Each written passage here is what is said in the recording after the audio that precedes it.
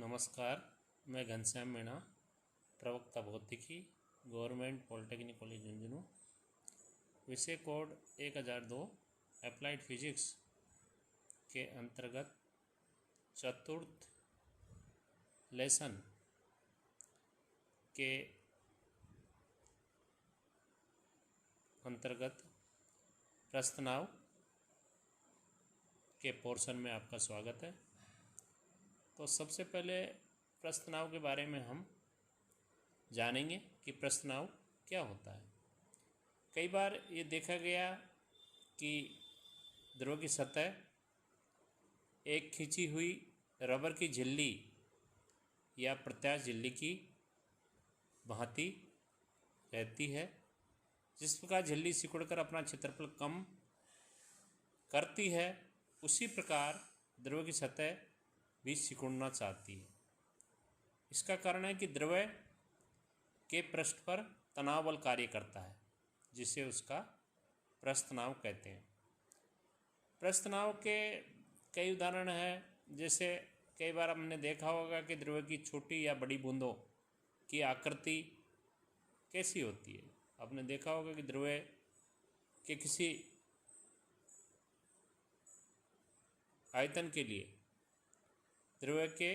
आयतन के लिए यदि क्षेत्रफल न्यूनतम होता है तो ये आयतन गोले के रूप में होना चाहिए। अगर क्षेत्रफल न्यूनतम होता है तो ये आयतन गोले के रूप में होना चाहिए। यही कारण है कि जो पानी की बूंदें हैं, वर्षा की बूंदें हैं, ओस की बूंदें हैं, शीशे आदि की बूंदें गोलाकार होती है, क्योंकि छोटी गोलाकार बूंदों पर गुरुत्वीय बल बहुत ही कम होता, उपेक्षणीय होता है। परंतु बड़ी बूंदें गुरुत्वीय बल के कारण अंडाकार हो जाती है। लेकिन बड़ी बूंदें गुरुत्वीय बल के कारण से अंडाकार हो जाती है। जैसे चित्र में दर्शाया गया है कि छोटी बूंदों पर गुरुत्वीय बल उपेक्षणीय रहता है, लेकिन जो बड़ी बूंदें होती है तो उन पर गुरुत्वीय बल लगता है, जिसके कारण से उनकी आकृति अंडाकार हो जाती है। पानी की और Hg की बूंदें दिखाई गई है। पानी की गोला है और Hg का ब्लैक सर्किल है, दोनों ही उसमें ए और बी में, चित्र ए और बी में। इसी प्रकार से प्रस्थ-तनाव का अन्य उदाहरण गीले ब्रश के बाल चिपक जाते हैं। जैसे ही किसी शेविंग ब्रश को हम पानी में डिप करते हैं, डिप करके अगर उसको डुबोकर बाहर निकालते हैं तो उसके जो बाल होते हैं, ब्रश के बाल आपस में चिपक जाते हैं। उसका कारण यह है कि उसके अंदर जो पानी होता है, बालों के बीच में जो पानी होता है, अपना क्षेत्रफल कम से कम रखने की कोशिश करता है। तो ये प्रस्थ-तनाव के कारण होता है, जिसके कारण से उसके बाल चिपक जाते हैं। ग्रीस लगी हुई सुई का पानी पर तैरना। जैसे अगर हम कोई एक ग्रीस लगी हुई सुई को जेंटली पानी की सतह पर अगर हम रख दें तो पानी की सतह पर तैरेगी, या स्याही सोख्ता के ऊपर रख के स्याही सोख्ता में पानी भर जाएगा तो वो अंदर डूब जाएगा और सुई तैरेगी। लेकिन इसका कारण है कि जो द्रव की सतह है वो प्रत्यास्थ झिल्ली की तरह कार्य करती है, जिसके कारण से वो अपना क्षेत्रफल कम से कम रखने की कोशिश करती है, तो वह सुई उसके ऊपर तैरती है। तो नंबर 4 है द्रव के पृष्ठ पर धागे के लूप की आकृति। जैसे कोई अनियमित आकार का धागा, गोलाकार धागे को अगर हम किसी साबुन के घोल में डुबाया जाए तो उसकी आकृति अनियमित होती है। जो ही अगर हम उस गोलाकार धागे को अगर बीच में से उस बुलबुले को अगर हम बुलबुले के अंदर की हवा निकाल देते हैं या फोड़ देते हैं तो उसकी आकृति, लूप की आकृति गोलाकार हो जाती है, क्योंकि जो बाहर की ओर जो द्रव है या झाग है या फिल्म है, अपना क्षेत्रफल कम से कम रखने की कोशिश करती है। तो ये सब प्रस्थ-तनाव के कारण होता है। मच्छरों का जल के पृष्ठ पर तैरना आदि, ये सब प्रस्थ-तनाव के कारण ही संभव होता है। प्रस्थ-तनाव की परिभाषा अब द्रव की सतह पर एक काल्पनिक रेखा मान लीजिए ए बी खींची जाए, जैसे चित्र में खींची गई है। इस रेखा के दोनों ओर एक आकर्षण बल F लगता है। इस रेखा के दोनों ओर एक आकर्षण बल F कार्य करता है। तो ये बल पृष्ठ के तल में लगता है और रेखा के लंबवत कार्य करता है। इस रेखा की एकांक लंबाई पर द्रव के पृष्ठ के तल में कार्य करने वाले बल को ही पृष्ठ तनाव कहते हैं। इसे T से प्रदर्शित करते हैं, कैपिटल T से।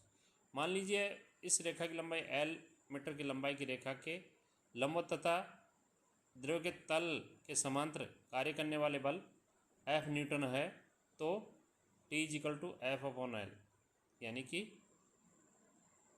पृष्ठ तनाव बराबर F/L।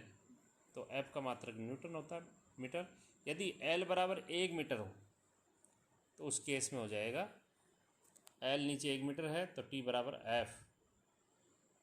अतः द्रव का पृष्ठ तनाव उस बल के मान के बराबर होता है जो एकांक लंबाई की रेखा के लंबवत तथा द्रव पृष्ठ के समांतर कार्य करता है।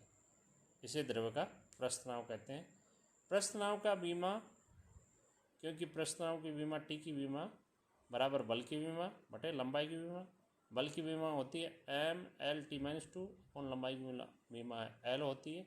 तो विमीय सूत्र हो जाएगा T का, T ब्रैकेट में बड़े ब्रैकेट में T बराबर m⁻1 L⁻0 T⁻⁻2। तो इस प्रकार से ये पृष्ठ तनाव का विमीय सूत्र हुआ। इसी के अंतर्गत नेक्स्ट आता है सहसंजक और आसंजक बल, कोहेसिव एंड एडिसिव फोर्सेज। अंतराण्विक बल दो प्रकार के होते हैं, सहसंजक व आसंजक बल। सहसंजक बल जैसे कोई भी पदार्थ होता है वो अणुओं से मिलकर बना होता है, तो सहसंजक बल एक ही पदार्थ के अणुओं के बीच में लगने वाले आकर्षण बल को सहसंजक बल कहते हैं। जैसे उदाहरण, चौक के अणुओं के बीच में लगने वाला बल, स्याही के अणुओं के बीच में लगने वाला बल, पानी के अणुओं के बीच में लगने वाला बल, कांच के अणुओं के बीच में लगने वाला बल, पारे के अणुओं के बीच में लगने वाला बल आदि, पारे के अणुओं के बीच में लगने वाला बल आदि, ये क्या कहलाते हैं? सहसंजक बल कहलाते हैं। अब दूसरा प्रकार का बल होता है आसंजक बल, जिसे एडिसिव फोर्सेज कहते हैं। तो दो अलग प्रकार के पदार्थ के अणुओं के बीच में लगने वाला, दो अलग अलग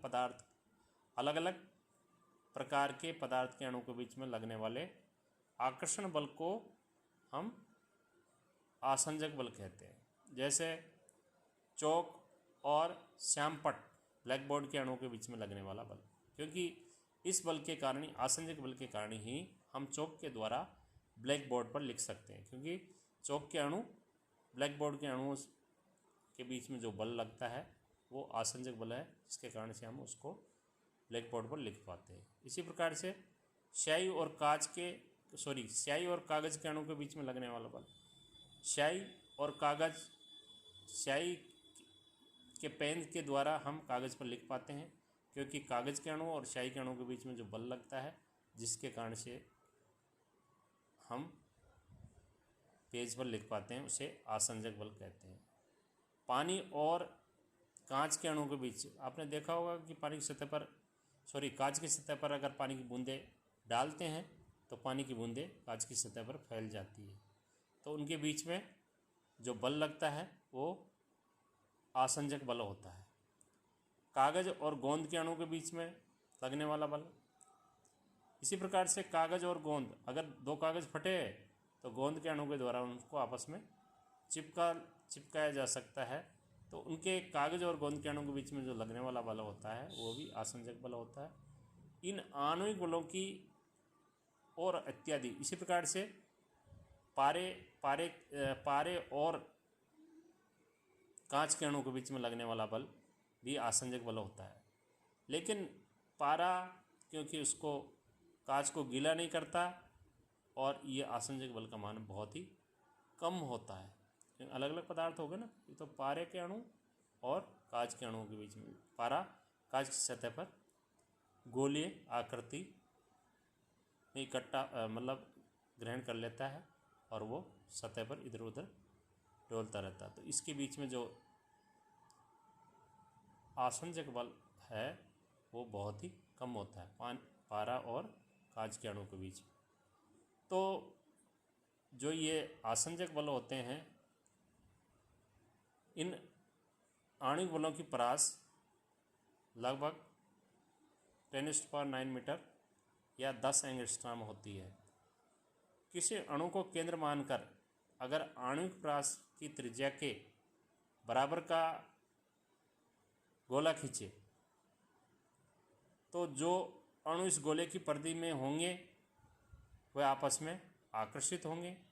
इसे आणविक प्रभाव का गोला कहते हैं, आणविक सक्रियता का गोला कहते हैं, या स्फीयर ऑफ मॉलिक्यूलर इन्फ्लुएंस कहते हैं। तो ये हुआ आसंजक और संसर्जक बल। अब इसी क्रम में नेक्स्ट है आपके स्पर्श कोण। स्पर्श कोण आपने कई बार देखा होगा कि जैसे किसी कांच की केश नली वह नली होती है जिसकी मोटाई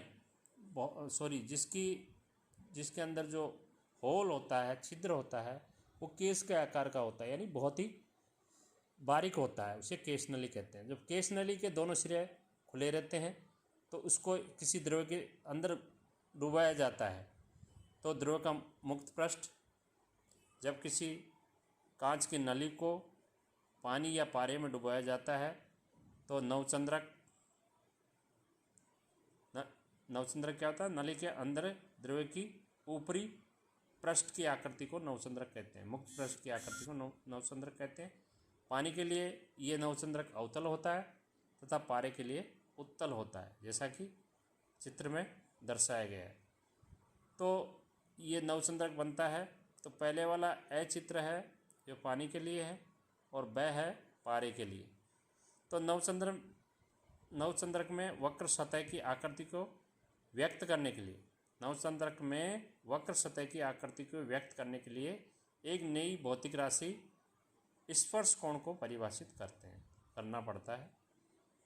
स्पर्श कोण को परिभाषित करते हैं। तो स्पर्श कोण द्रव और ठोस के संपर्क बिंदु से, जो द्रव और ठोस का संपर्क बिंदु होता है, जैसे इसमें ए संपर्क बिंदु है, द्रव और ठोस का ए संपर्क बिंदु से द्रव के पृष्ठ पर खींची गई स्पर्श रेखा, द्रव के पृष्ठ पर खींची गई स्पर्श रेखा एवं ठोस के पृष्ठ पर द्रव के अंदर खींची गई स्पर्श रेखा के मध्य का कोण, ये इन दोनों के मध्य का कोण होता है। जो द्रव ठोस को गीला करते हैं उनके लिए स्पर्श कोण न्यून होता है, यानी थीटा इज लेस देन 90 होता है, तथा नवचंद्र की आकृति अवतल होती है। उदाहरणतः जैसे साधारण पानी और कांच के अणु के बीच में लगने वाला बल जो आसंजक बल होता है, तो उसमें जो स्पर्श कोण होता है theta is equal to 8 degree होता है सादा जल और कांच के बीच। लेकिन यही सादा जल अगर आसुत जल हो तो theta is equal to 0 degree होता है। इसी प्रकार से जिसे चित्र 3.3a में दिखाया गया है, इसके बीच में ये कोण होता है। तो नवचंद्र की आकृति अवतल आकृति होती है।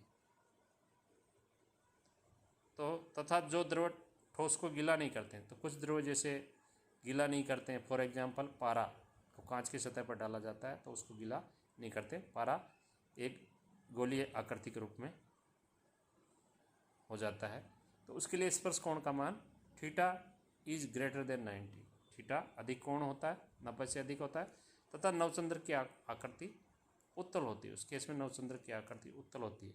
उदाहरणतः पारा और कांच के लिए theta is equal to 140 degree होता है। पारा और कांच के लिए थीटा का मान 140 डिग्री होता है। ये देखिए आप, ये और ये 140 डिग्री होता है।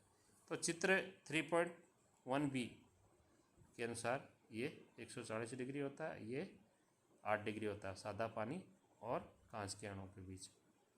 इसी प्रकार से चांदी पानी की युग्म के लिए स्पर्श कोण का मान होता है 90 डिग्री। इसके लिए 90 डिग्री स्पर्श कोण का मान होता है। तो जैसा चित्र में दिखाया गया समकोण होता है, जैसे 90 डिग्री है ये इसकी सतह और ये इसके बीच में 90 डिग्री होता है। तो चांदी और पानी के युग्म के लिए स्पर्श कोण 90 डिग्री होता है। Thank you.